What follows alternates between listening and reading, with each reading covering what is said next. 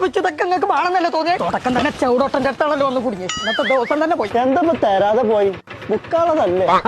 ഉണ്ണിക്കണ്ണൻ ഇപ്പൊ നനച്ച വണ്ടിയൊന്നും കിട്ടിയില്ലേ? നടന്നിട്ടാ പോണു വിജയനെ കാണാൻ. നമസ്കാരം സാർ. ആരപ്പത്?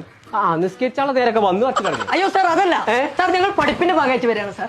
ഇച്ചാണ് ഈ തീരെ പഠിപ്പൂല പറഞ്ഞ. സാർ ഞങ്ങൾ നിങ്ങൾക്ക് ഒരു പുതിയ പ്രൊഡക്റ്റ് പരിചയപ്പെടുത്താൻ വന്നതാണ് സാർ. അത് മറ്റേ മാർക്കിന്റെ ആൾക്കാരല്ലേ? അതെ സാർ. വാപ്പിന് പുറത്തിറക്കി. അതല്ല സാർ, സാറിനെ കാണാൻ വളരെ ബ്യൂട്ടിഫുൾ ആണല്ലോ. അത് ഇടയ്ക്കിടയ്ക്ക് സെയിം പറഞ്ഞു. അതാണ് വൈഫാണോ സാർ? ചൈനത്താ? വേഗം തൂക്കിട്ട് കുടുംബം നാസാക്കി. Good morning sir. സാറിന് എത്ര ഏജ് ഉണ്ട് സാർ?